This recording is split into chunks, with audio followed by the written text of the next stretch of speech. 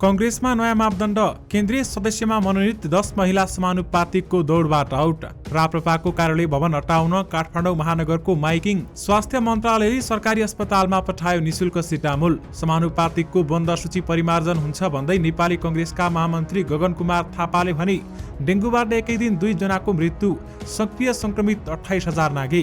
क्युएफएक्सलाई भुवन केसीको पत्र, movie court नआई फिल्मको booking नखुलाऊ। Rekha Thapa राप्रपाको कार्य सम्पादन समिति सदस्यमा मनोनित।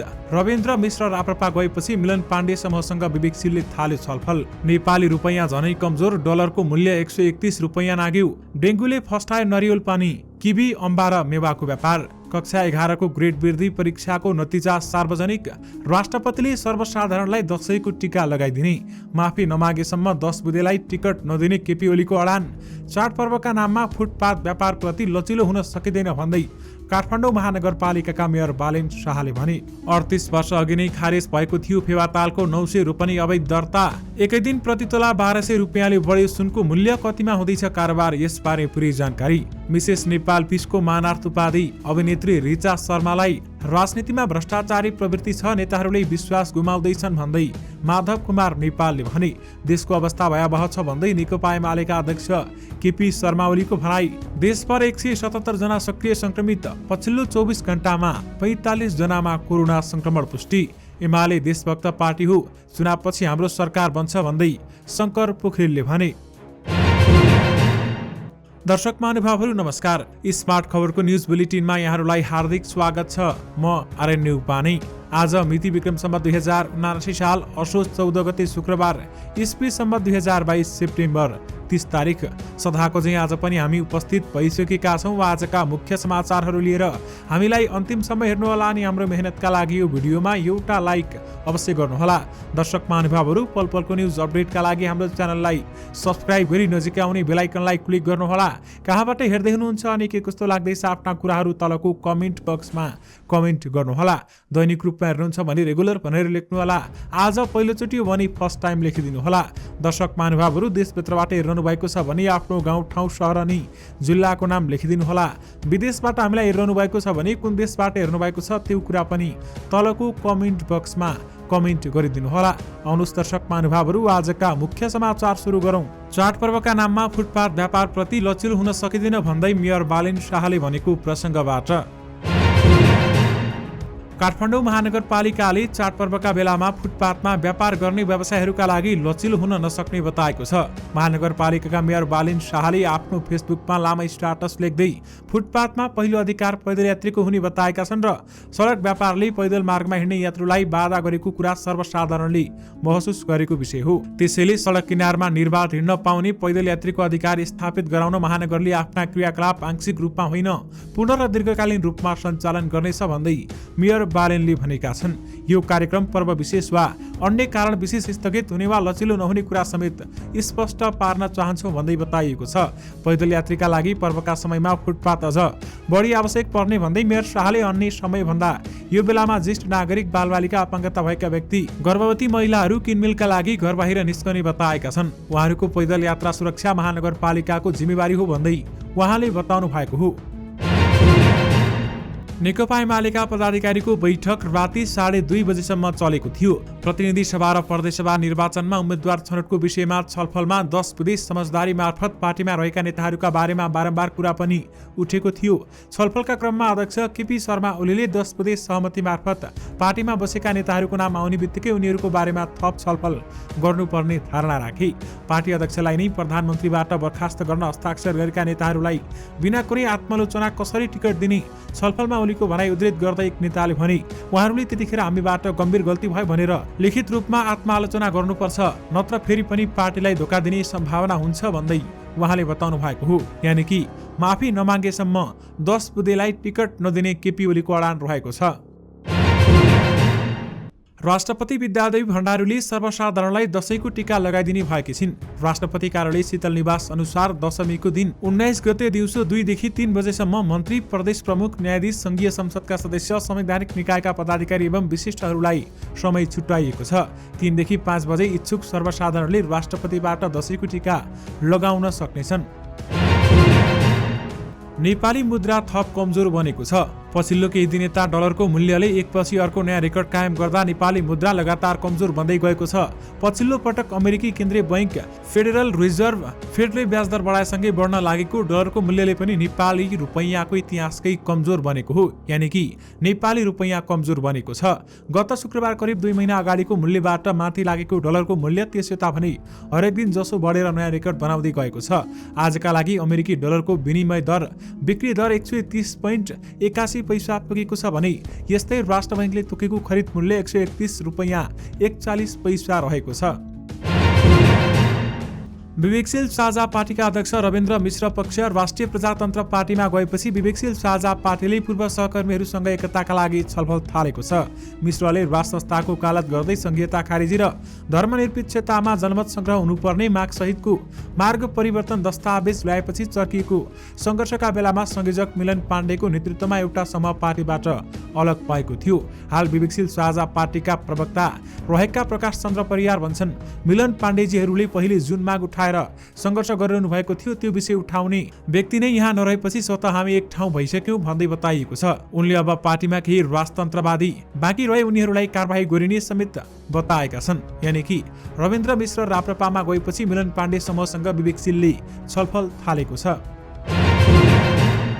चलचित्र विकास बोर्डले विदेशी फिल्मको प्रदर्शनलाई लिएर थप कडाई गर्ने संकेत दिएको छ। सेन्सर पास भएर मुभी कोड नआएसम्म सिनेमाघरले अग्रिम बुकिङ खुलाउन नपाउने बोर्डले जनाएको छ।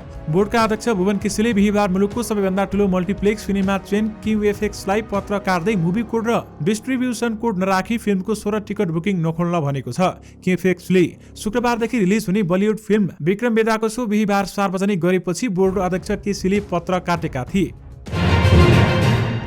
नेपालमा डेंगू संक्रमणबाट एकै दिन 2 जनाको मृत्यु भएको छ भने एकै दिन 540 जनामा डेंगू संक्रमण देखिएको छ। स्वास्थ्य जनसंख्या मन्त्रालयका अनुसार डेंगू संक्रमणबाट 2 जनाको मृत्यु भएको छ भने यो सँगै साउन यता डेंगूबाट मृत्यु हुनेको संख्या 38 पुगेको छ। मन्त्रालयको पछिल्लो तथ्याङ्क अनुसार साउन यता 28109 जनामा डेंगू संक्रमण भइसकेको छ भने हाल मुस्ताङ बाहेक सबै जिल्लामा देखिएको डेंगू संक्रमणबाट सबैभन्दा बढी काठमाडौँ उपत्यकाका जिल्ला बढी प्रभावित रहेका छन्। मन्त्रालयको तथ्याङ्क अनुसार सबैभन्दा बढी बागमती प्रदेशमा 21975 रहेको बताइएको छ। नेपाली कंग्रेसका महामन्त्री गगन कुमार थापाले पार्टीले निर्वाचन आयोगमा बुझाएको समानुपातिक तर्फको बन्द सूची हेरफेर हुने बताएका छन्। 3 असोजमा पार्टीले बुझाएको नामावली प्रति डाक्टर शेखर कोइराला पक्षले असन्तुष्टि जनाएको छ भने काठमाडौँ क्षेत्र नम्बर 4 मा आयोजित पार्टीको कार्यक्रममा उनले असन्तुष्टि सम्बोधन हुने गरी सूची परिमार्जन हुने बताएका हुन्। माग सम्बोधन हुने गरी नयाँ सूची तय हुने थापाले आश्वासन दिएका कार्यक्रममा सहभागी नेताले बताएका छन्। उनका अनुसार गठबन्धनका दलहरूबीच क्षेत्रको तालमेल तथा सीट संख्या बारेमा भने थापाले बोलेका छैनन्। समानुपातिकको बन्द सूची प्रति असन्तुष्टि जनाउँदै शेखर पक्षले पार्टी कार्यालयमा धरना समेत दिएको थियो। राष्ट्रिय प्रजातन्त्र पार्टीको केन्द्रीय कार्यालय भवन अनधिकृत भन्दै महानगरले हटाउन माइकिङ गरेको छ। काठमाडौँ महानगरपालिका 4 धुम्बाराहीमा रहेको राप्रपाको कार्यालय विद्युत प्रसारण लाइन मुनि रहेकाले हटाउन निर्देशन गर्दै माइकिङ गरेको महानगर प्रहरी प्रमुख राजु पाण्डेले जानकारी दिनुभएको छ। पाण्डेका अनुसार विद्युत प्रसारण लाइन मुनि रहेका संरचना हटाउन माइकिङ गरेर जानकारी दिन सुरु गरिएको छ भने प्रसारण लाइन मुनि रहेका सबै घरहरू हटाउन हामीले माइकिङ गरिरहेका हौं। यसमा राप्रपाको केन्द्रीय कार्यालय पनि परेको छ। उहाँहरूले माइकिङ गरेपछि नैतिकताले भवन भएको संरचना हटाउनु होला भन्दै पाण्डेले भनेका छन्। महानगरपालिकाले विद्युत प्रसारण लाइनको तल पर्ने जमिनमा बनेको संरचनामा नक्सा पास गर्दैन। राप्रपाका प्रवक्ता मोहन श्रेष्ठले सबै प्रक्रिया पूरा गरेर भवन निर्माण गरेको बताए। हामीलाई यो विषयमा जानकारी नै थिएन, तर अब महानगरसँग छलफल गर्छौं। हामीलाई पनि व्यक्तिले दिएको जग्गामा निर्माण गरेको घर हो। राजनीतिक दलको संरचना भन्दैमा कानुन नलाग्ने होइन, तर हामी गलत छैनौं भन्ने लाग्छ भन्दै श्रेष्ठले भनेका छन्। राप्रपा स्रोतका अनुसार दिल विकास राज भण्डारीले पार्टी कार्यालय बनाएर तत्कालीन राप्रपा नेपाललाई दिएका थिए र उनले पत्नी शशिकला राज भण्डारीको स्मृतिमा बनाएको भवन 12 आना जग्गामा 6500 वर्ग फिटमा फैलिएको छ। यानि कि राष्ट्रिय प्रजातन्त्र पार्टीको कार्यालय भवन हटाउन काठमाडौँ महानगरपालिकाले माइकिङ गरेको छ। काठमाडौँ उपत्यकामा डेंगूको प्रकोप बढेसँगै शक्तिवर्धक फलफुलको बिक्रीमा उछाल आएको व्यापारीहरूले बताएका छन्। नेपाल फलफुल थोक व्यवसायी संघका अनुसार बजारमा पहिले भन्दा अहिले नरिवल, किवी, अम्बा र मेवाको व्यापारमा उछाल नै आएको छ। संघका अध्यक्ष अमर बानियाले नेपाली उत्पादनले नपुगेर भारतको कर्नाटकदेखि ठूलो मात्रामा नरिवल पानी भित्राइरहेको बताएका छन्। नेपालको झापा लगायतका जिल्लामा फलेको उत्पादन सकिएका कारण भारतबाट आयात बढेको उनले बताएका हुन् र यस्तै दोस्रो ठूलो कारोबार किवीमा छ भन्दै पनि बताइएको छ। यानि कि डेङ्गुले नरिवल पानी, किवी, अम्बा र मेवाको व्यापार फस्टाएको छ। दर्शक महानुभाव, नेपाली बजारमा सुन चाँदीको मूल्य बढेको छ। आज सुनको मूल्य अघिल्लो दिनको तुलनामा 1200 रुपियाँले बढेको हो। अघिल्लो दिन सुन तोलामा 200 रुपियाँले बढेको थियो। नेपाल सुनचाँदी व्यवसायी महासंघका अनुसार आज छापावाला प्रति तोला सुनको मूल्य 92,800 रुपियाँ र तेजाबी सुनको मूल्य 92,300 रुपियाँमा कारोबार भइरहेको छ। अघिल्लो दिन छापावाला सुन प्रति तोला 91,600 रुपियाँ र तेजाबी सुन प्रति तोला 91,100 रुपियाँमा कारोबार भएको थियो। अभिनेत्री रिचा शर्मालाई मानार्थ मिसेस नेपाल पिसको उपाधि प्रदान गरिएको छ। प्रतियोगितामा राजभाइ सुवाल, स्विता पाठक, आश्वा शाक, सृजना जोशी र अभिनेत्री शर्मा निर्णायक रहेका थिए। मिसेस नेपाल पिस 2022 को उपाधि हिना शुक्लाले जितेकी छन्। 20 प्रतियोगीलाई पछि पार्दै उनले मिस फोटोजेनिक सहित शीर्षक उपाधि समेत जितेकी छन् र उनलाई अभिनेत्री रिचाले ताज समेत पहिरिदिएकी थिइन्। जमल स्थित राष्ट्रिय नाचघरमा आयोजित प्रतियोगितामा first runner up Rima Khadka, second runner up Subina Shakya, third runner up Seema Saraf र फोर्थ रनरअप रेशमा पुरी घोषित भएका थिए। नेकपा एकीकृत समाजवादीका अध्यक्ष माधव कुमार नेपालले नेपालको राजनीति र समाजमा चरम भ्रष्टाचारी प्रवृत्ति रहेकाले त्यसलाई हटाउन जरुरी रहेको बताएका छन्। बिहिबार पार्टी निकट अखिल नेपाल महिला संघ समाजवादीले आयोजना गरेको शुभकामना आदान प्रदान कार्यक्रममा बोल्दै अध्यक्ष नेपालले अवसर नपाउने बित्तिकै आफन्तले हाम फाल्ने प्रवृत्तिबाट होशियार हुनुपर्ने बताएका छन्। आफूले अवसर पाएको छैन भने अनुहार अँध्यारो बनाउने, पटक पटक पाए ठिक, अरूले एकचोटि पाउँदा सकारात्मक नलिने हाम्रो समाजमा रोग छ, अध्यक्ष नेपालको भनाइ छ। उनले नेपालको राजनीतिमा फैलिएको यस्तो रोग कम्युनिस्ट आन्दोलन र आफ्नो पार्टीमा पनि देखा परेको बताएका छन्। अवसर पाइन्न भन्ने लाग्यो भने तुरुन्तै अन्तै हाम फाल्ने प्रवृत्ति देखिएको छ। यी सबै चिजबाट होशियार हुनुपर्छ भन्दै नेपालले पार्टी परिवर्तनतर्फ संकेत गर्दै भनेका छन्। हाल देशभर कोरोना भाइरसका सक्रिय संक्रमितको संख्या 1077 रहेको छ। स्वास्थ्य जनसंख्या मन्त्रालयका अनुसार पछिल्लो 24 घण्टामा संक्रमण निको हुनेको संख्या 70 थपिएपछि सक्रिय संक्रमितको संख्या 1077 मा सीमित भएको हो। सोही अवधिमा 45 जनामा कोरोना संक्रमण पुष्टि भएको छ।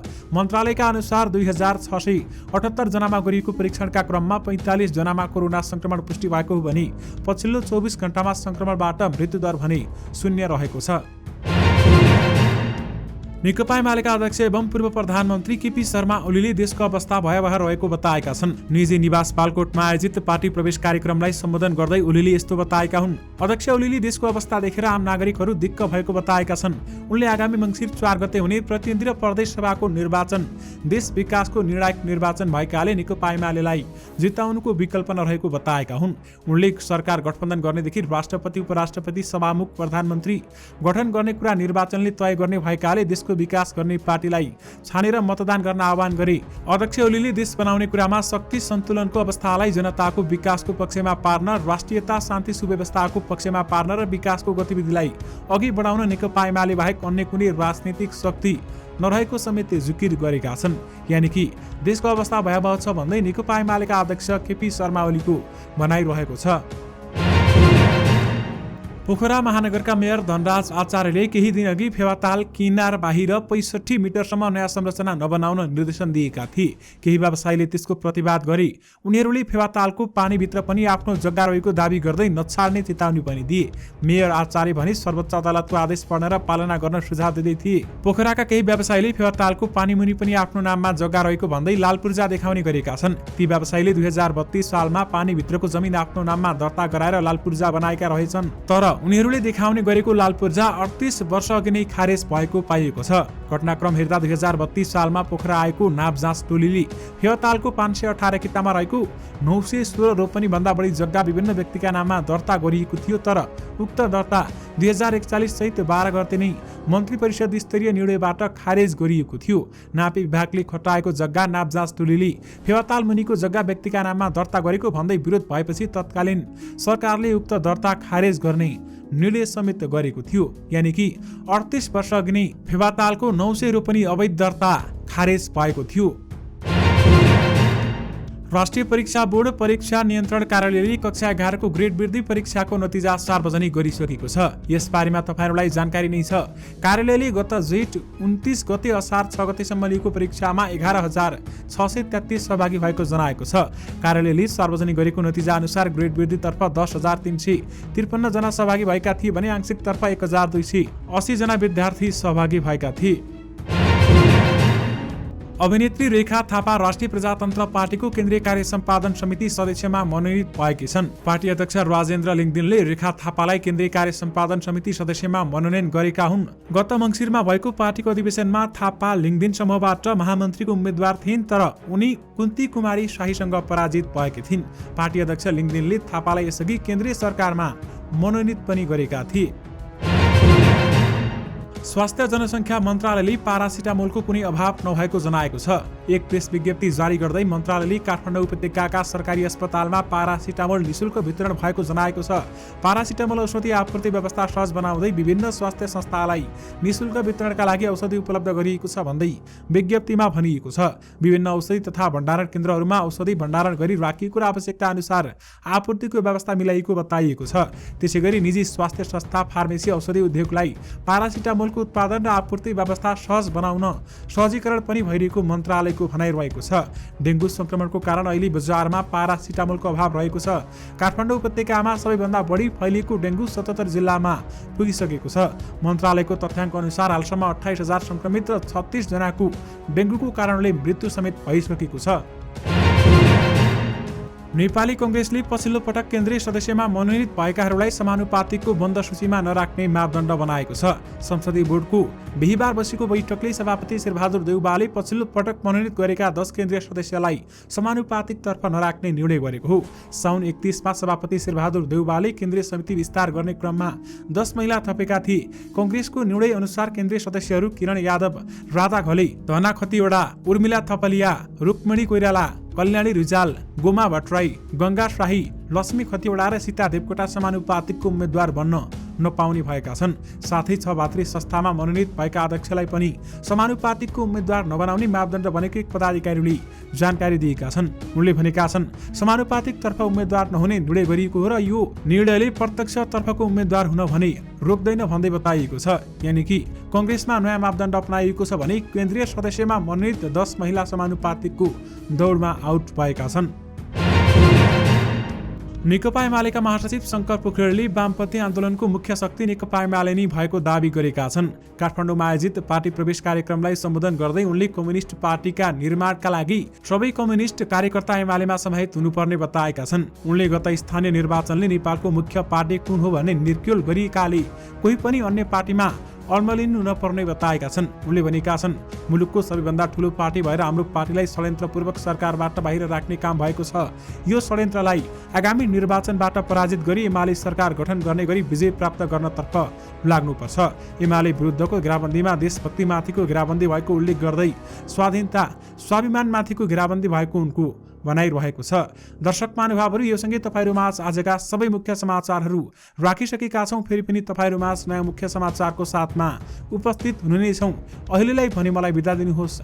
नमस्कार।